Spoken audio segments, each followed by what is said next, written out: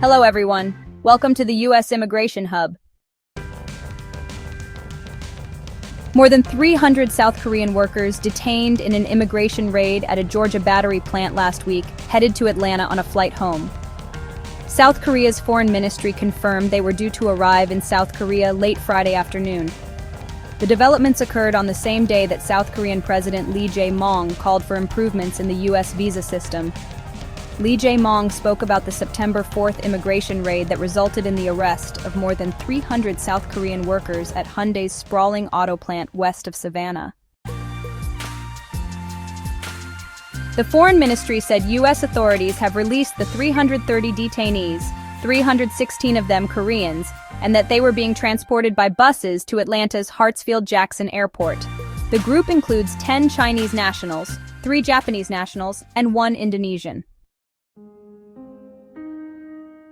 The flight is back on track after an earlier departure had been canceled for an unspecified reason. The workers were being held at an immigration detention center in Folkestone in southeast Georgia, near the state line with Florida. It's about a 285-meter drive from there to Atlanta. My name is Stephen Shank. I'm the special agent in charge of Homeland Security investigations for the states of Georgia and Alabama. Yesterday, Homeland Security investigations, in coordination with our law enforcement partners, executed a judicial search warrant as part of an ongoing criminal investigation into allegations of unlawful employment practices and, some pretty serious federal crimes.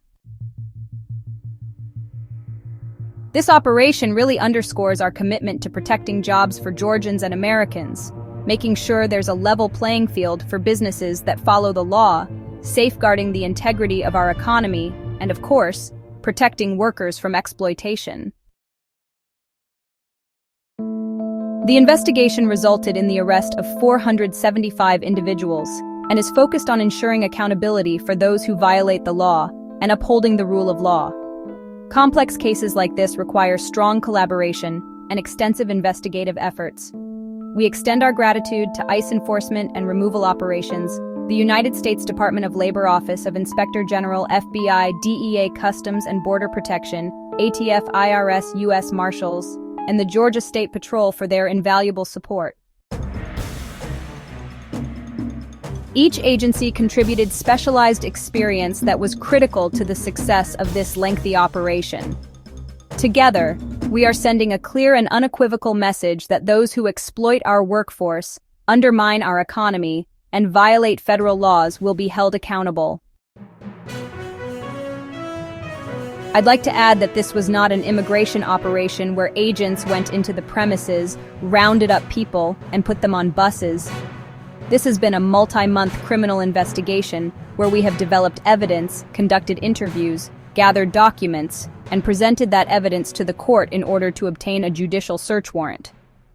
Yesterday, we executed that search warrant and gathered additional evidence that will support this investigation.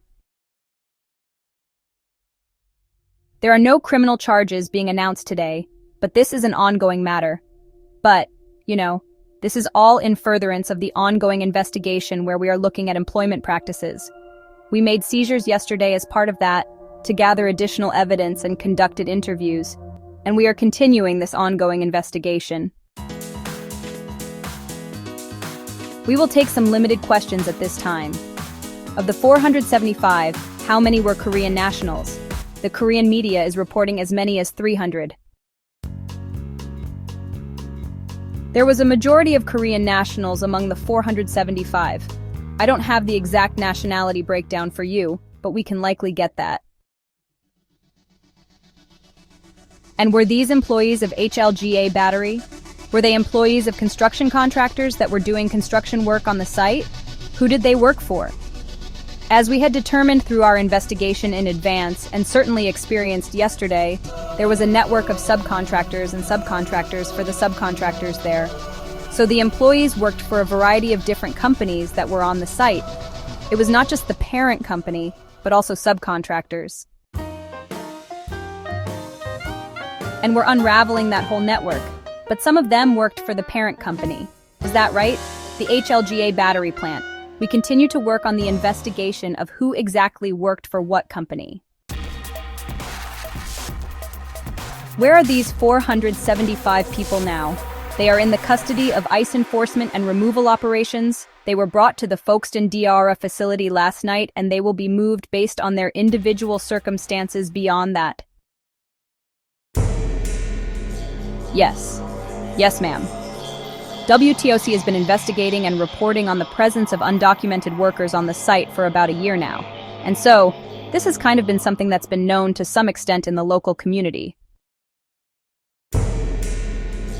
What is it that prompted Homeland Security investigations to look into this? We are aware, and we have monitored that reporting as well. We have also received many leads from community members and prior workers. We have conducted many arrests through immigration operations throughout the state of Georgia that have identified other employees who, when encountered, informed us that they worked there. We have interviewed people, and we have developed evidence over the course of many months in support of the investigation. What are some potential consequences that the company could face, or is that something you can speak to right now? I don't want to speculate on ultimate outcomes. This is an ongoing investigation. No charges have been filed, so that means that no wrongdoing is being accused at this time. Thanks to the swift and unified response of government ministries, economic organizations, and companies, negotiations for the release of the detained workers have been concluded. Only the administrative procedures remain, and as soon as these are completed, a chartered plane will depart to bring our citizens home.